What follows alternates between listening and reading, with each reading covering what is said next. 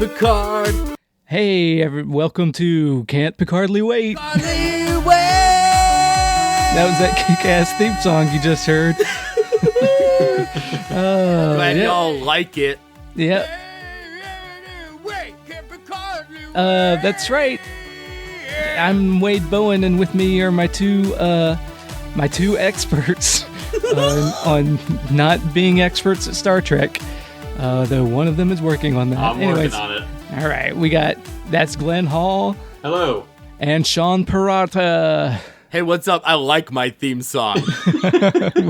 I love the replacements. I mean, Yeah, I think I do them justice. I told one of my coworkers that a friend of mine had made a Star Trek cover of Can't Hardly Wait, and he called the replacements the ultimate sad boy music, which, I don't know how... not being familiar with the replacements, is that accurate? no. I did not know of the replacements before. Ultimate sad boy music, I feel like there's much sadder boys out there.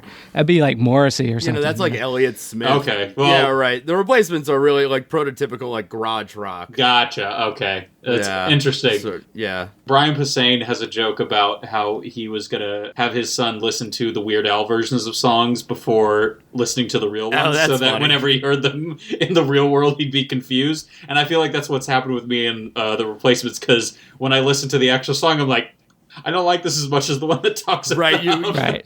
You missed my idiotic Star Trek references. I do. I truly do. Listen, the first one paid homage to TNG, so I don't know what... well, if anybody out there is mad about it, I don't know for sure that they are. But... Yeah, well, I mean, it's clearly a Tyler Mahan fan who...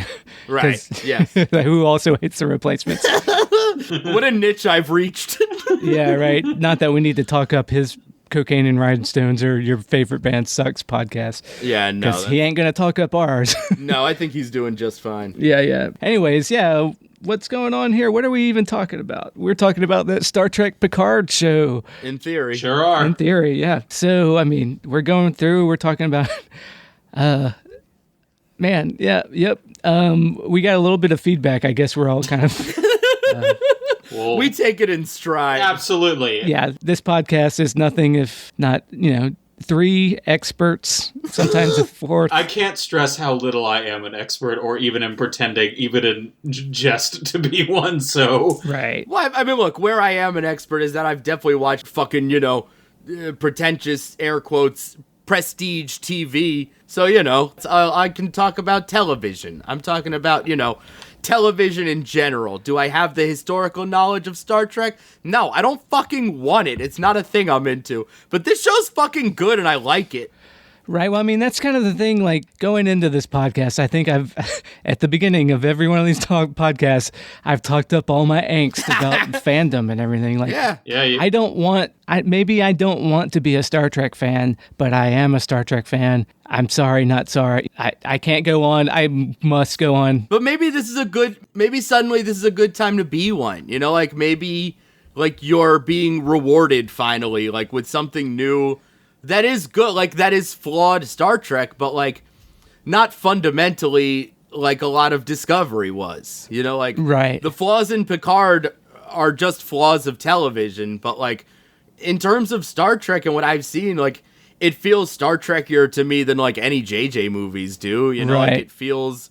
And honestly, it feels a little more like Star Trek to me than Discovery did, it feels better and more important. It does. I mean, the thing about being a Star Trek fan is the relationship to fandom is so great, but Star Trek is just another TV show, and sometimes in quality wise, it's not just a TV show. It's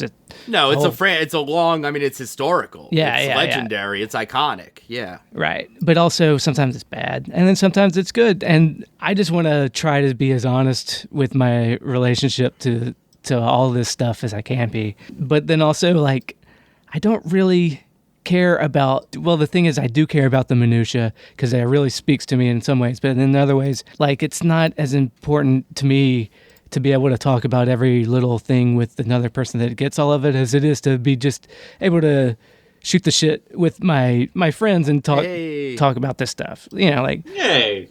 I mean, that's with all of the Kickers of Elves podcasts have been that, like, me and James and Hugh have been friends for 20 years, and I've known you guys less, but you know, y'all are also some of my closest friends at this point. So we've been through hell, you know. We were in Glenn's wedding, and you guys are in my wedding. You know, like, yeah, we're fucking close. You know, we're buds, and we just want to talk about Star Trek. Like, if you're a Star Trek fan and you're not getting the itch you want, then what are you doing here? Well, that's the problem. I mean, that's the other thing. There's really only one Star Trek Picard podcast out there, and so I feel like there is nobody else is talking about this, right? There is a lot of weight on my shoulders to really pull this off. Sure. And I mean, you know, I'll freely admit, sometimes, I don't know, it weighs heavy, hangs the crown. Heavy is the head. Yeah. So being the ostensible leader of the only Star Trek Picard podcast out there, it's like, you know, I can't agree that it's going to be perfect, but I can say that this is all you got, so you better not look for anything else. No, it's true. This is it. Yeah. Your review helps us in the algorithm, so get fucked. Sure. But, you know, we got me, a true fan. Certainly. You know, a true fan, you other fans can get the fuck out. But, and then Sean, you're not even trying, you fucking asshole. Not interested. Don't care. Glenn at least is putting the work in. Yeah. I've talked a lot of shit about his status report segment and told him to hurry the fuck up with it. And I'm going to tell him again today. We are going to continue to roast Glenn in order to make Right. status report take twice as long. And you can cringe all you want. Well, the thing is, like, you could say if we just let Glenn talk, Right. he'd just get it over with. But it's like, That's objectively untrue. you people don't know Glenn like we know You don't Glenn. know Glenn. No. Sorry, Glenn. No, I know Glenn Hall. Glenn Hall is a friend of mine. And he will go on forever if we don't. Well, oh my God. In the most loving way. But he does need to be reined in, guys. All right. But, You know, I'm just glad someone out there is defending me. well, I mean, I don't know who you're talking about. I'm just talking No, about. I don't know who. Just a hypothetical, Yeah, listener. I'm just talking about, you know, my feelings out of nowhere. I just want to just commend anyone who has the courage to defend me, whether it's on the Discord or reviews or... Discord. Is that because you know deep down that you're indefensible? This segment... You're such a sad boy, Glenn. Go eat some soy. Oh, no.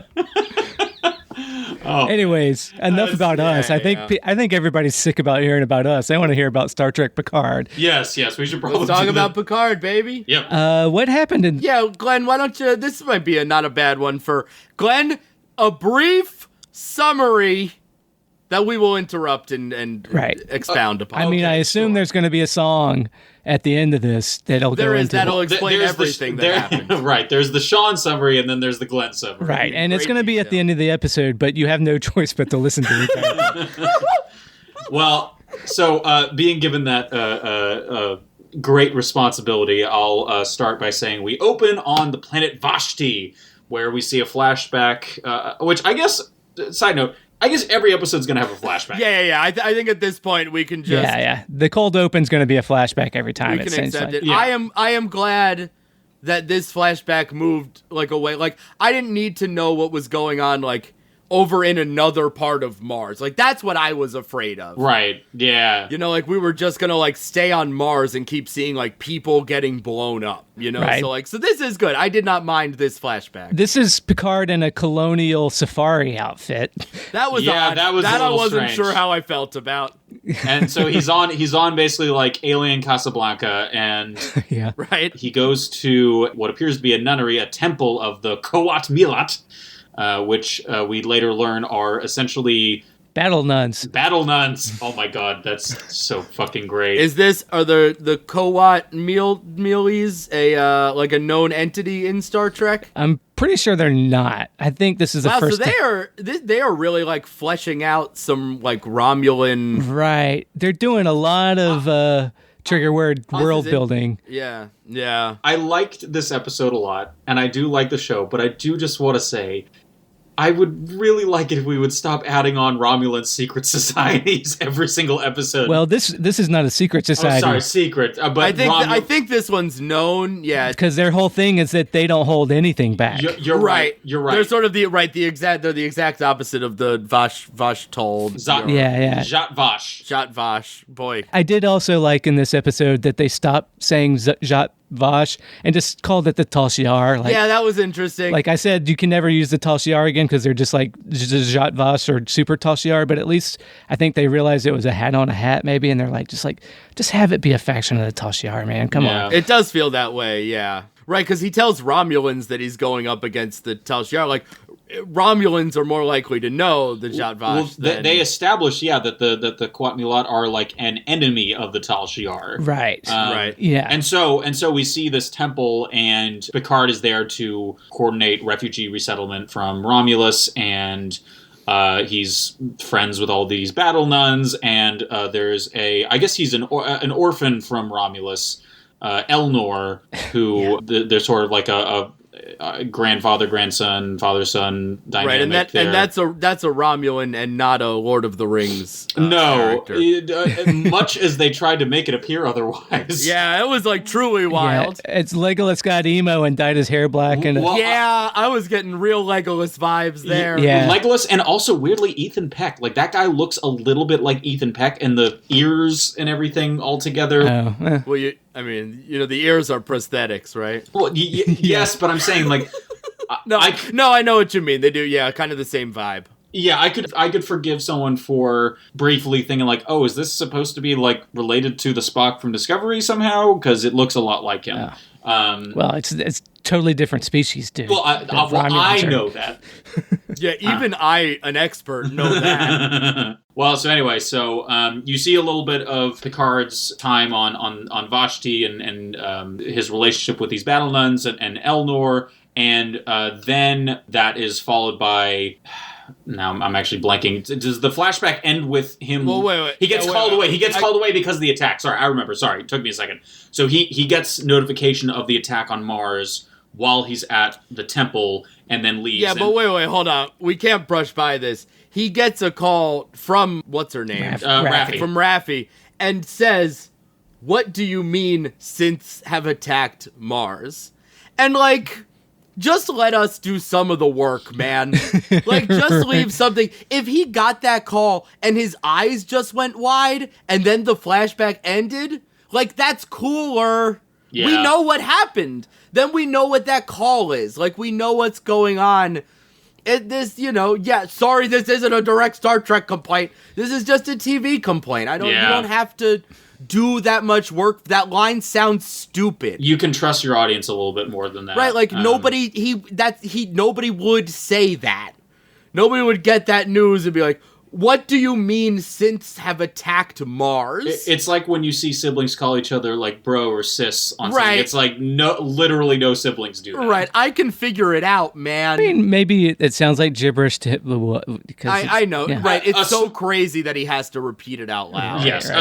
a small complaint, but yes, that's... It is. Just I like the episode a lot too, but that started me off. Yeah, I mean, I've got some bigger complaints, but we'll get to I'm them. Sure. I just want to, get my little ones out. So it ends with him getting that news, and then the theme plays, which, side note, the end of that theme, when it like zooms out on Picard, I always expect him to give a thumbs up, just for some reason the way that shot is framed. It looks like a campaign post. It does. It totally right? does. Paid for by, the commission to elect Jean-Luc Picard. I'm Jean-Luc Picard, and I approve this message. It is. That opening fucks, though. Oh, that's great. It. It's the music's great, and like I love the.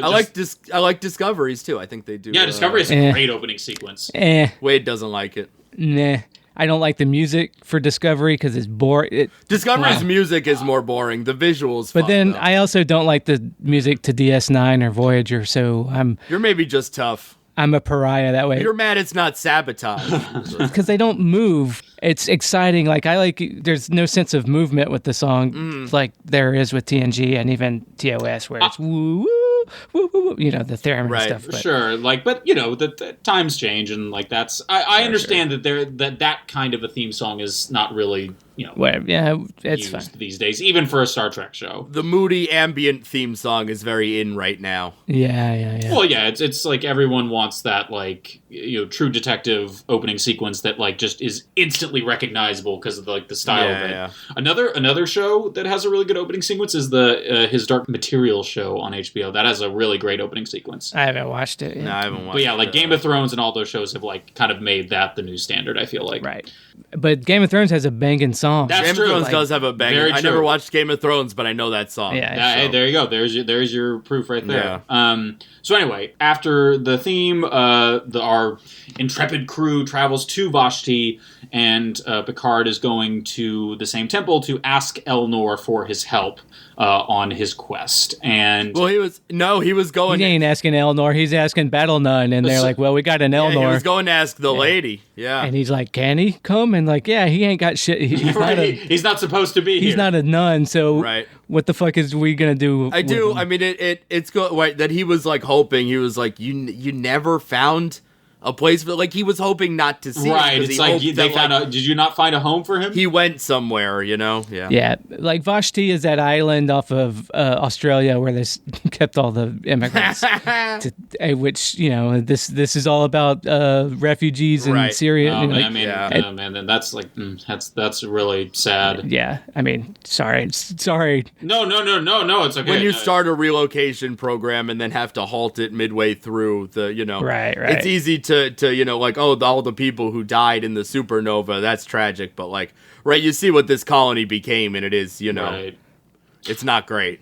Right. And it's got a weird little security field that only opens up every now and then. They have to beam one person down. Right, and there's a local warlord who has a secondhand bird of prey. Yeah, which is nice because to get all Star Trek nerd about it, like they use the original design from like TOS. So it's like TOS, bird of prey. Oh, that's cool. There's a split second where you can see a bird on the bottom of it. It's hard you blink and you miss it, but that's from the original Romulan bird of prey. And then there's the movie one, which I think is probably the one that Then it's like both Romulans and Klingons have bird of prey, which is a little weird. Yeah, that was. I remember when I was watching TOS, that was because I always remember like bird of prey, even like as an outsider, it's like, oh yeah, bird of prey. That's like the green ship. That's like the Klingon ship. Right. Well, there's like a throwaway cut scene there apparently in Star Trek 3 where they mentioned Krug or whatever mentions that they stole from the Romulans or something. But that got cut. Anyway, that was news to me when I heard about it. They needed more scenes of Christopher Lloyd barking at a screen. Yeah. Which, hey, credit where credit's due. Like, Search for Spock is not a good movie, but Christopher Lloyd puts in the work. But so. Elnor's not even supposed to be there, but at first he tells Picard to eat shit because he left him. Yeah, well, I mean, good. Obviously there's mitigating circumstances, but feels like Picard could have visited. Yeah, and I think he even says as much as like you could have done something in the intervening 14 or 15 years, right? But grown up Elnor looks basically like Elrond or Legolas. Yeah, I was calling him on the Discord Golash. Oh, that's funny. That's good. I like that. Yeah. I was like, it's totally not Legolas. He's got black hair. See? Right. But the hair, the outfit, it just screams one of the Noldor. So it's, and his name even sounds elven. Like, it sounds like a Tolkien elvish Well, I mean, name. like, Vulcans are basically space elves. Yeah. And Romulans are basically space bad elves. So I worry that Legolas is OP for my video game. Oh, a little bit OP. Yeah, I worry that he's a little bit OP. He seems. You want do? I can go ahead and get my beef with him out right now. Please, let's do it. Let's talk Legolas. One, I mean, he's got a fucking samurai sword, right?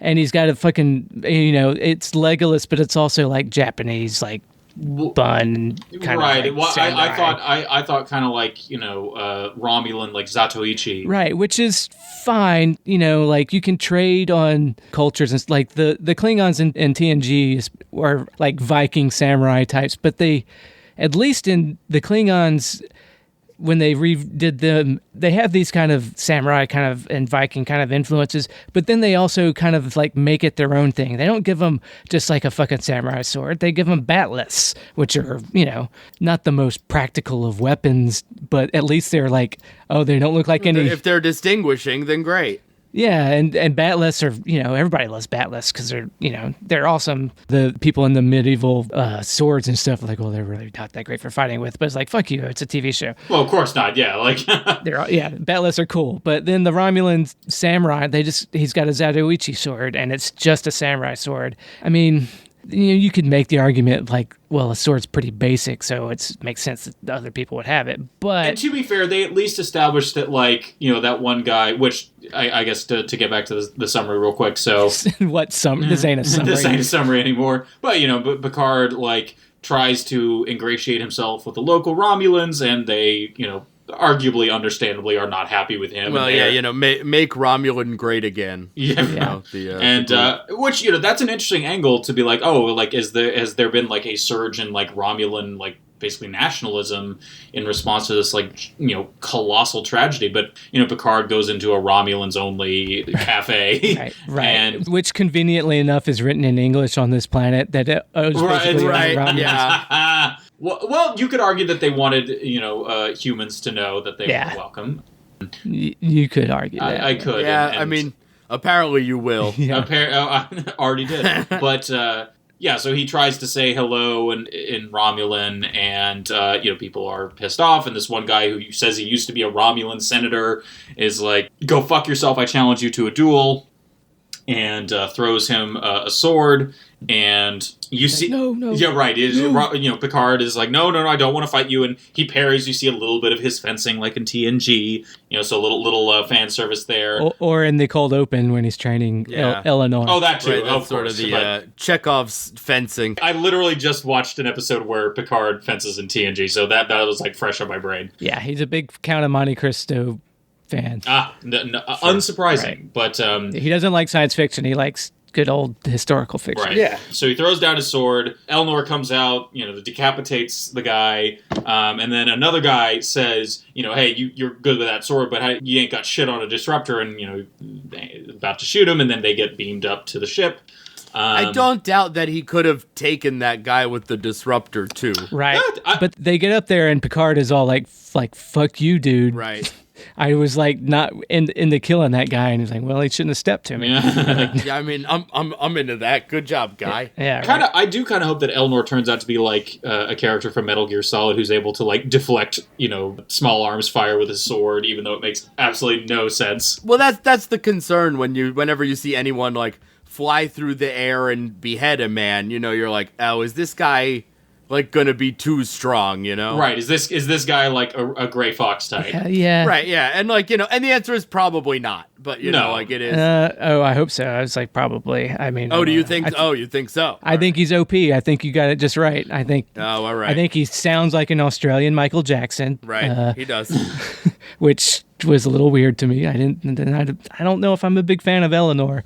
Yeah. I mean, he's been living with nuns, so of course he has a girl's name. I know his name's Eleanor, people, but his name's Eleanor. Yeah, it does. Right. They're trying to trade on that Good Place ending. Yeah, right there you go. Yeah, exactly. But he says specifically that Quatmilat warriors only pledge themselves to lost causes. Yes. So yeah, it's funny. I'm into it. Yeah, I like that. Yeah, it's fine. And then just a couple other small things from earlier in the episode. You see Alison Pill. What is her name? Girardi, thank you. Yeah, it's not surprising you don't know. Is she just the audience surrogate? Is that all that's she's gonna be? That's her whole role right now. She's the foremost expert on synthetic life in the Federation. Right, I guess right now they don't need an expert on synthetic life. They just need someone to be like, ooh, spill the gossip. Yeah. What's going on? Now you gotta tell me what's happening. Right. I'm the audience. And she's also a Manchurian candidate or a spy, so she's also getting into so we believe she wants all the information. Yeah. It would be a great twist if she wasn't. Yeah, right. Yeah, that's true. Well, and they set it up so much that if she ends up not being that, we'd all be like, oh, hey, cool. Though that all being said, I did like that scene where she's talking to Rios and kind of just poking him, being like, hey, motherfucker, like, I'm gonna engage with you here. Like, yeah, we're having a conversation, and I think we all agree, like, we really like Alison Pill, and I hope she is more than just the audience surrogate, because I think once they reach Matlock, then she's gonna have more to do. Right, they're still just building the team at this, like, right, yeah. Right now they've got their heavy. Yeah, right. Yeah, we got Legolas, and then at the end we get 7 of 9 shows up. Everybody, yeah, it's not a name, dude. You were clearly not a Star Trek fan. It's 7 of 9. I don't know what gave you that idea. Now, 7 of 9 is not from TNG, right? She is not. She is from Voyager. Is this unprecedented? Like a Voyager TNG crossover? Yeah. I don't think so. No. So 7 of 9. What is this? A crossover? Doing BoJack. Sorry. Right. No, there's like this happens. They get people. Okay. Isn't Worf on DS9? Yeah, he becomes a regular cast member. Gotcha. Okay, so this is not all right. And Lieutenant Barclay is the biggest crossover in TNG. That's the guy. Is he the one who's on like early episodes of TNG? No, he's in later episodes. He's a fuck up, so he's not in the early seasons when Roddenberry had control. Oh, okay. He shows like he's a fuck up, but then everybody kind of helps him out, and so the community comes to. As opposed to like one of the short treks where there's a Barclay type character that everybody just calls a fucking idiot, and then he gets murdered and he gets laughed at the end of it. Oh, so, cool. Played by H. John Benjamin. Oh, I mean that's great. H. John Benjamin is in Star Trek. He's in a short trek, and it's not a very good one. But he's canon. I mean, yeah, H. John Benjamin being canonically in Star Trek is a real joy for me. Yeah, me too. Yeah. I'm actually going to watch that for exactly that reason. I might watch that. Yeah. Yeah, they kind of ruined Tribbles in that episode, but really, well, I know there's some trouble with them. So yeah, well, apparently it's all John Benjamin's fault. And that's all right. Yeah, I don't. Well, yeah, I've got some canon quibbles with Tribbles. Fuck you. Thank you. That's the right response. Yep. That's okay. I made a Tribble pun like 2 weeks ago, so I didn't even mean to, but it just came out wait. I have another question about Legolas. So is that like with Romulans and I guess Vulcans, like, so did they age like quickly into adulthood and then it slows down? Because the old didn't look older at all. I think Vulcans at least have a really long lifespan. Vulcans live a long time. I guess their adolescence is very short, though. Right, I think that, right. I know Vulcans live a long time. I'm a Star Trek apprentice, not a fucking idiot. But I imagine Romulans do too. Yeah, I mean, I'd assume. Like, that would make sense. That exchange, she said, like, you look old, and he said, you don't. You know, like, so I mean, and she has an age. They didn't have to de-age her for the flashback. That was what, now they saved a few bucks there, but but he like shot through adolescence, so I was just like, That, I believe that is a correct view, but I do remember there's a TOS episode where everyone starts aging on the Enterprise, and Spock specifically is like placed in charge because his life cycle is structured so that he is going to be able to be active longer. Yeah, he shows up in TNG and he's old, but it's been 100 years. Right. Yeah, I mean that makes sense. McCoy shows up in the pilot. And they throw more old age makeup on a very old man. Oh boy! Right, because he says in the episode he's like 147 or something. Yeah. Jeez. Yeah, it's that was a genuine surprise because like a lot of these cameos, like I know that Leonard Nimoy shows up on TNG at some point, and so that was a nice surprise. So does Scotty. They shows up, but they have a reason why he doesn't look as old. Yeah, he's been stuck in a transporter buffer for 100 years or something. Yeah, that's fun. I read about that, and I'm excited for that episode because I was like, oh, that actually seems like a really cool like Scotty thing. It's fun. Like, yeah. Hacking the transporter to live forever, stay alive. But anyway, back to this. My life is now or never. I don't want to live forever. I want y'all to shut up. Oh yeah. Sorry. Oh, sorry. So it's like as this podcast goes on, it's just gonna devolve into saying "fuck you." So no, fuck you. Fuck you, man. Fuck you. Yeah. Basically, that's the path of all Kickers of Hell's podcast. Sorry. Well, I mean, we do abide by the way of absolute candor here. You're right. Yeah, nice. What a stupid name for a thing that isn't that weird. Right. I don't know. Yeah, I mean, I don't think I like Star Trek. Yeah. God damn it, Sean. I like this show. It's a good. When they first started doing all this, like, why are they building all this fucking Romulan? It's like, but wait a minute. No, I actually like all the world building they're doing with their Romulan stuff. Yeah. Showing the diversity of Romulans there. Because that's a fair point. The problem with Star Trek in a lot of ways is like aliens are kind of one note. Well, right. It's weird to me that there is like that they're doing so much new stuff with Romulans. And like, it's weird because I would have imagined that all this stuff existed. Like that there is nothing new to do with Romulans, you know, like. Right. That it's like surprising to me that there is. Well, I mean, yeah, Romulans weren't actually touched on as much as like Klingons really got fleshed out in TNG. Gotcha. Okay. Romulans less so. Other than the Leonard Nimoy episodes where they're trying to reunify the Vulcans and the Romulans, that was Spock's whole mission, and that even goes into why he shows up in the Kelvin movies. Okay, right, yeah. That makes sense. Yeah. So yeah, I mean, I think that's pretty much it for the Picard storyline in this episode. Because then on the Borg cube, not a whole lot happens. You just see Soji and Narek like ice skating down a hallway. Right. I mean, not a whole lot happens unless if you discount. Oh God. Two people falling in love. Yeah. When I was a kid, I used to slide down the hardwood floors in my socks too. Yeah. When I was watching that scene, I was like, fucking Michael Chabon in all of his Star Trek episodes, he's got to make fucking people have like a dance. And is that a standard thing for him? Well, I mean, it seems to be, from what little Star Trek I've seen him write, like he did a short trek in Calypso where they do a scene from Funny Face. Oh boy. Then there's a short trek with Spock and number 1, which was I did abysmal. I hated it.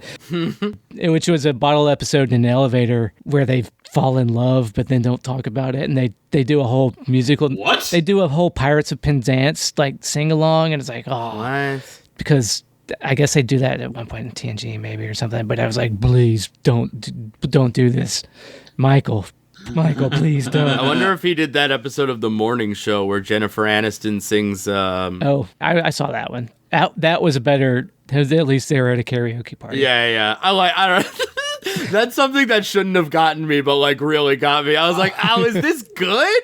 Oh no! I kind of don't love the go-to like, "Oh, this character's singing a song." Obviously there are exceptions, but I feel like that is an overused trope of like. It's not great most of the time. It was not great in Star Trek. No, right. But well, anyway, so. But nobody's saying they just slide down the hallway in their socks, which is he's like, I gotta show you a Borg ritual. And she's like, Borgs don't have rituals. He's like, hey babe, come on. And then they fall in love. Guys, I gotta say, right, I'm not, I said this earlier. We've said it. Everybody's said it. I'm sure it's out there. They are in love. I think they are. No, absolutely.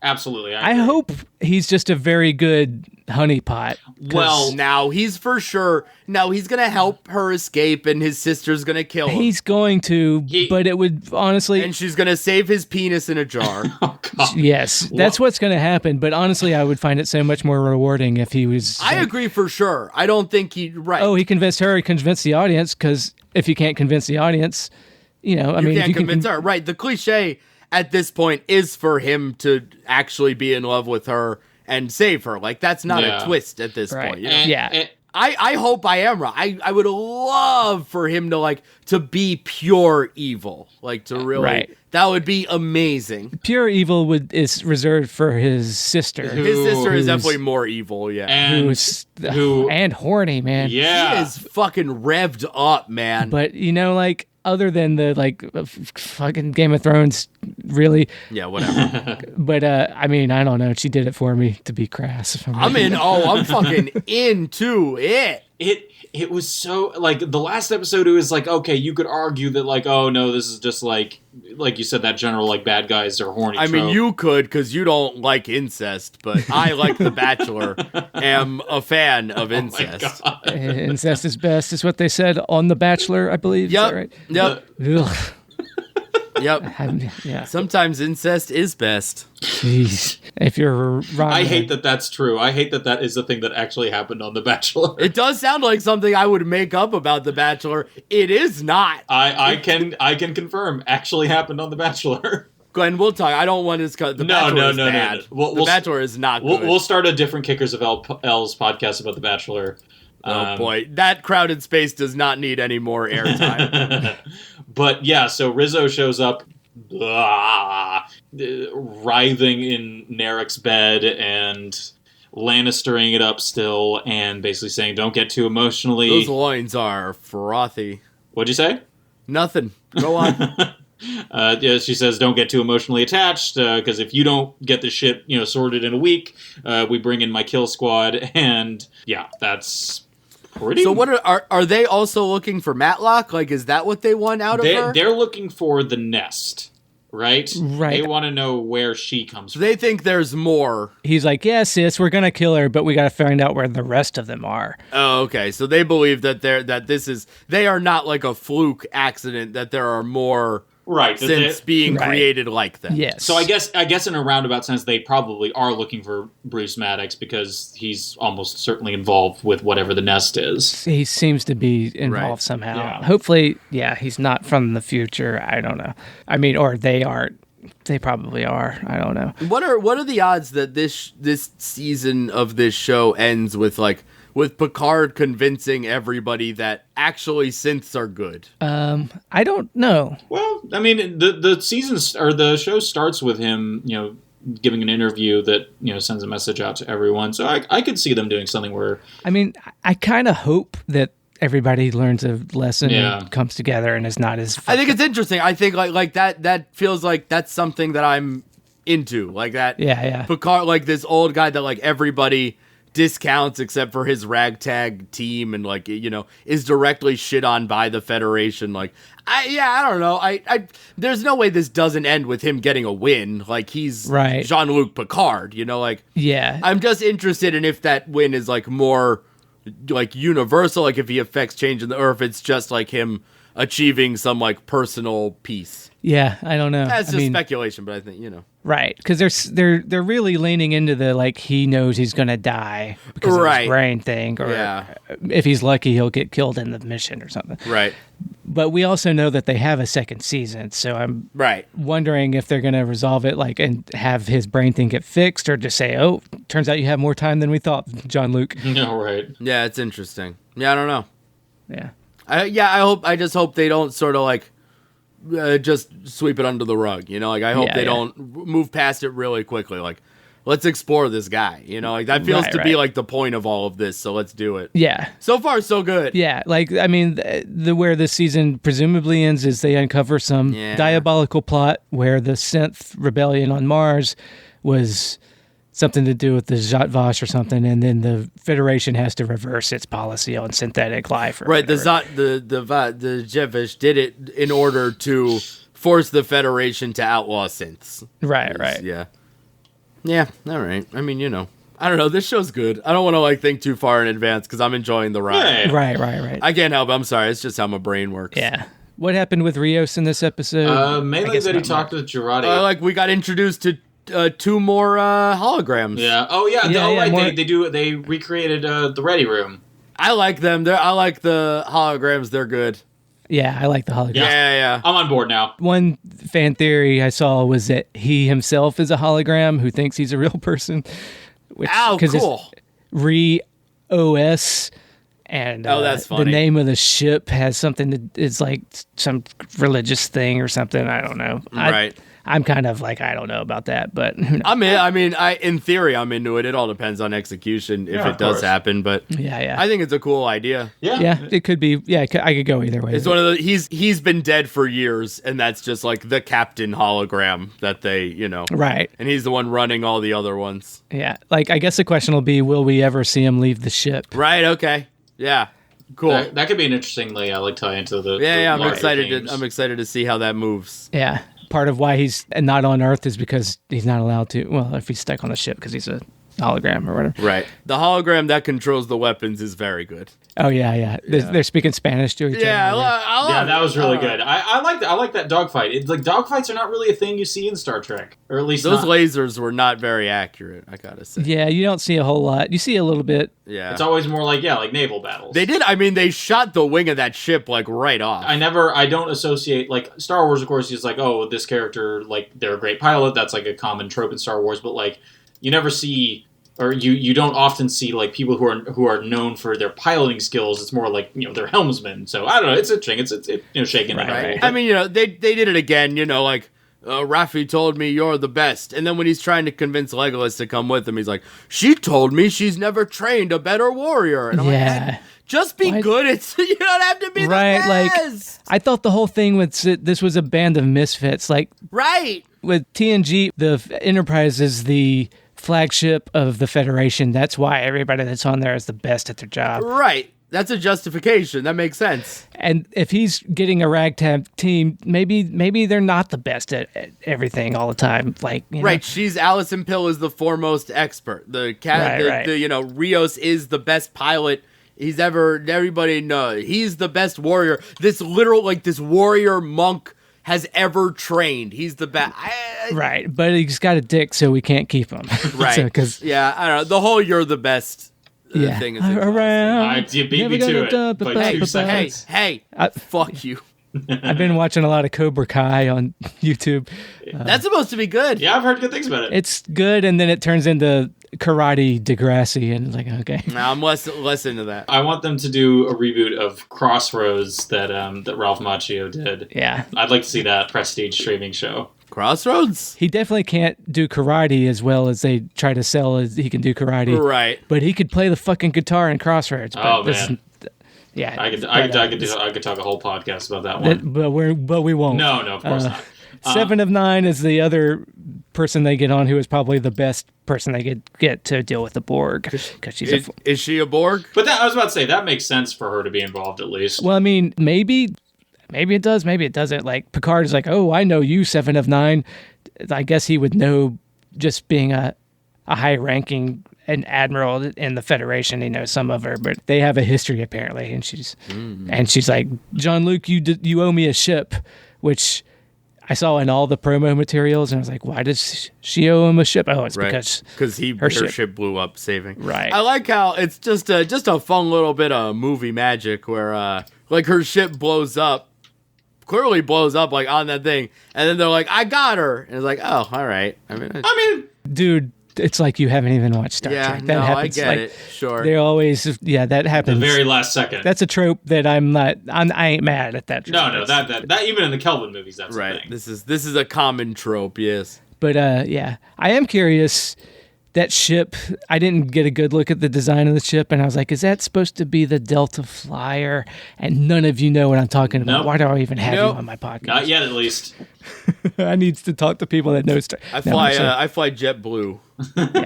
Yeah. Not a Delta. But it's probably not the Delta Flyer. I didn't see anybody on the internet make that statement, but I was wondering, curious. It's a ship in Voyager that they make, and it's kind of a bump.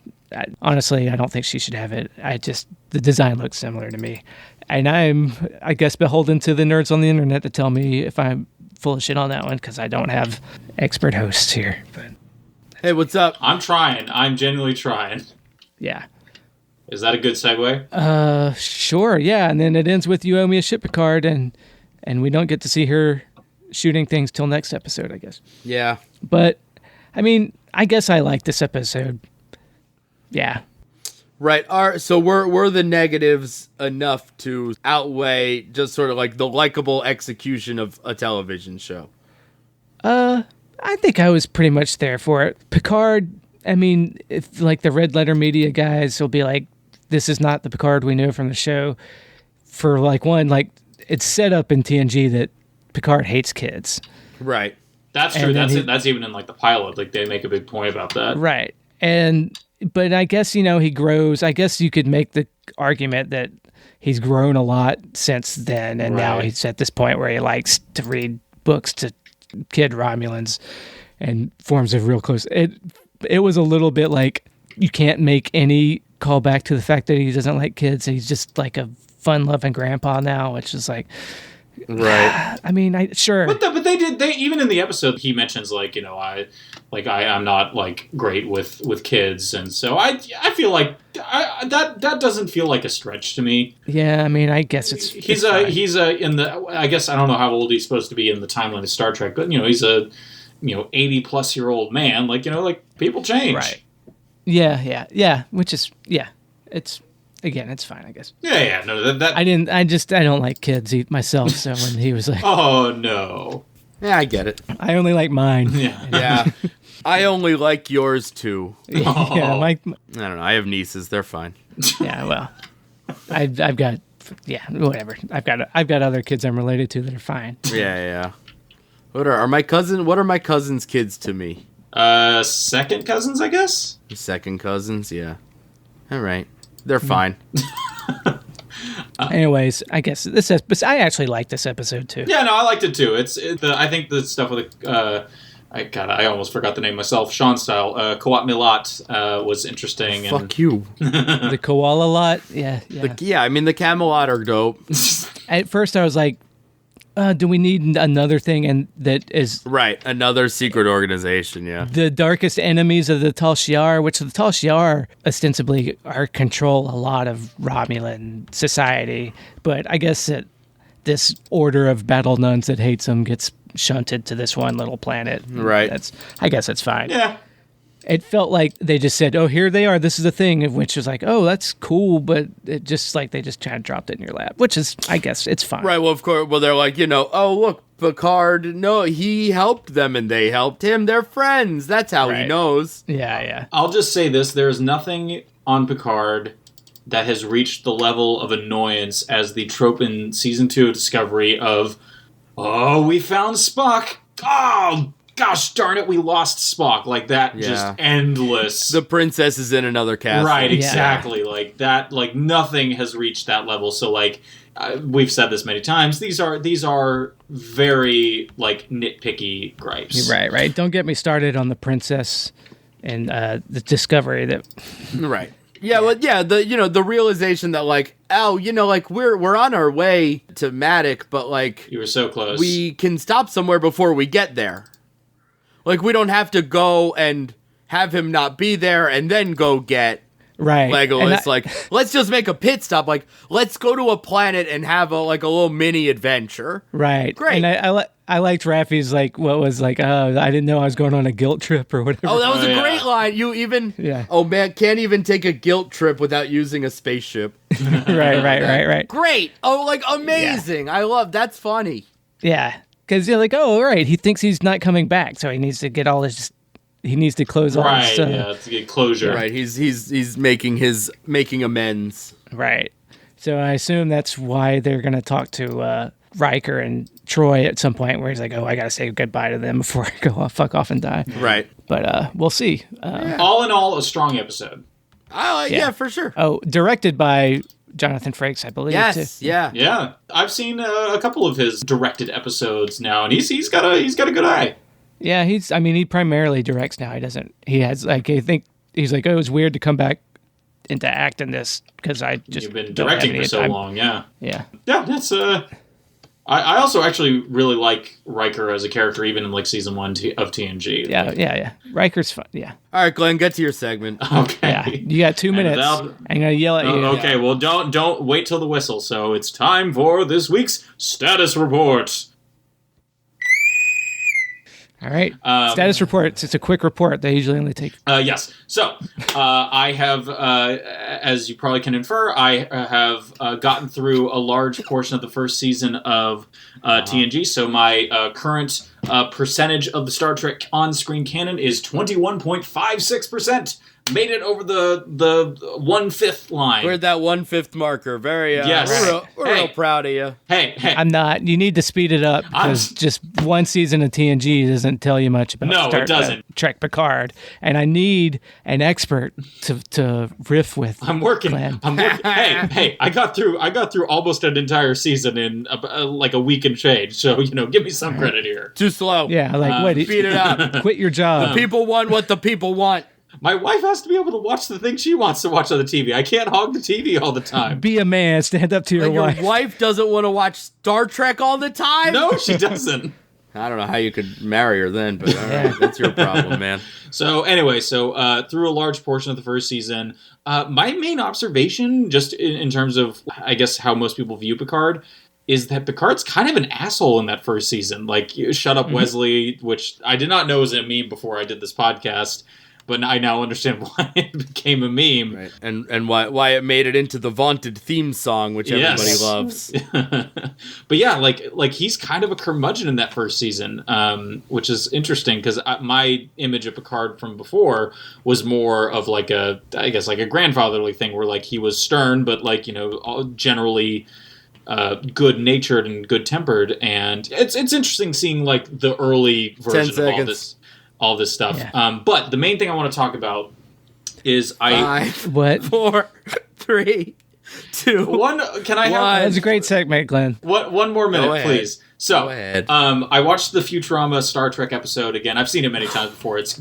fucking great, especially having seen TOS now. What are you doing fucking around watching cartoons when you should be watching Star Trek? Yeah, not even the Star Trek cartoons. It's Star Trek related. And the thing I noticed when I watched the episode was Fry makes 2 distinct, quantifiable claims in the episode. The first is how the whole thing gets started is they're looking for 6 movies to rent, and he says, hey, you know what 6 movies average out to be really good? And to that effect, I went and, because I've been keeping track of like my Warp 1 to Warp 9.99 scale review of every Star Trek installment, and I averaged my scores for the TOS movies, and sure enough, they reached almost exactly my defined threshold for pretty good, which is warp factor 7. So I thought that was pretty funny that was like supported by my own data. And then the other claim he makes is that at one point he says to, I think the villain in the episode, or no, he says it to Leonard Nimoy. He says, hey, Star Trek, 79 episodes, about 30 good ones. And so I went to my reviews of TOS and sorted them by review score, and this one was not quite as accurate, but it was close. So by my metrics, and this may say more about my generosity towards TOS than anything else, but I counted 43 episodes of TOS that met my criteria for good, like minimum standard of good. So I just thought that was funny that like that wasn't why I watched it. I was just like delayed on the trade, and I have Futurama on my phone, so I was like, I'll watch the Star Trek episode because it's really fun. And I was really excited that he made 2 like essentially data claims about Star Trek that I was able to somewhat support. Our very own Fry over here. If I am nothing if not a good-natured dummy. I don't think Wade's blinked in 4.5 minutes. I think I don't know what you did to him, Glenn. Hey, Sean. He was fascinated. Oh, sure. That's what happened. Oh, I'm sorry. What? I kind of fugued out there for a moment. Yeah, where just went anywhere else. You went to your mind palace where I don't exist. I feel like I was just gone for a second, but I feel like I was gone for so long. Yeah, the inner light. I'm envious. Hey. An episode you haven't even gotten to yet. Yeah, I know. But hey, you described it beautifully, and I'm very excited to see it. And I also am sorting my list by teleplay and story credits, and I'm seeing a lot of Peter Allen Fields. Right. I just need 30 more minutes, okay? Shut the So I mean, all right. So listen. In conclusion, we can all agree Futurama's good. Yeah, Futurama's great.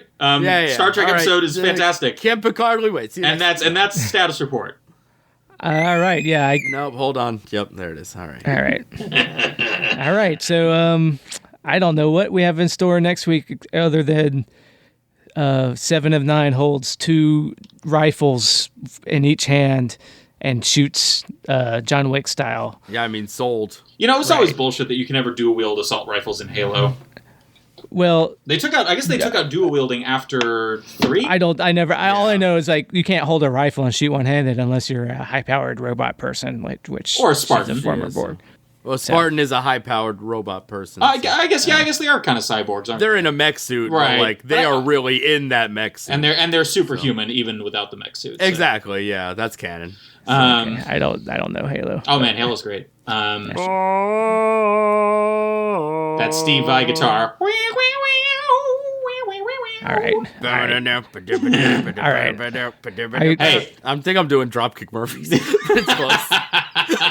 Hey, enough with your dumb, bad songs. We got a podcast to end. Wrap us up. Take us home. All right. Well, I guess I can't Picardly wait for next week. Yeah, enjoy the song, dickheads. Picard would be a fucking bad dad. He doesn't seem to like that kid. Good thing he grew up to be a badass. Cut that dude's head off. Monks are fucking scary. Set a course for that planet. Assuage Picard's guilt trip.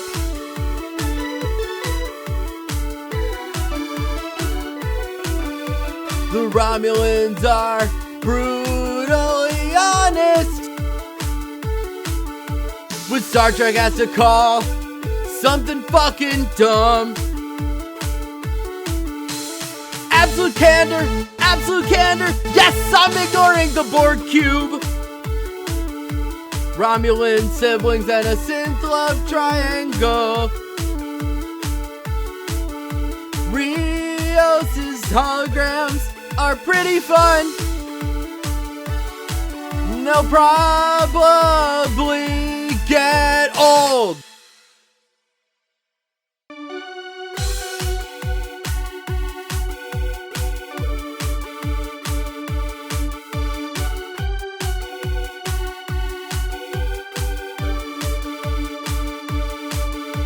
Space battles are pretty cool. They cut the wing off that ship. 7 of 9 is a fucking bullshit name. Come fight me, nerds. Fuck you, fight me. Can't Picardly wait. I can't wait.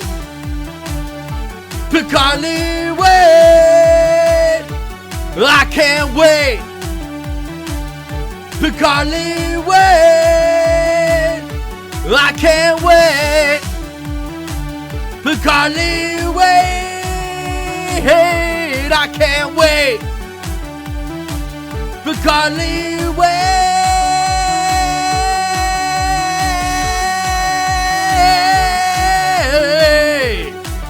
Hey, wait, can't Picardly wait.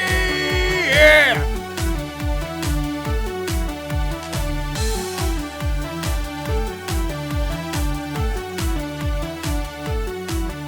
Status report's going to be an hour next week. You better do. Oh, I'm gonna cut it. Start releasing it behind the paywall. Yeah. Hey, if you'd pay Patreon money to, we're gonna do Kickers of Elves all access.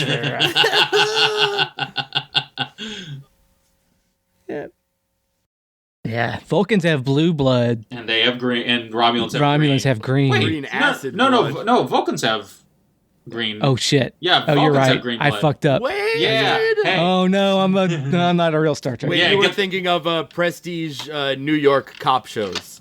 Yes. Blue Yes, bloods. blue bloods. Do Romulans actually have different colored blood than Vulcans? No. I was wrong. I'm gonna have to cut that, man. Yeah, cut that because sound like such a fucking dumbass. Yeah, don't sound like an idiot, Wade. This is a world where you're not allowed to make mistakes. Oh man.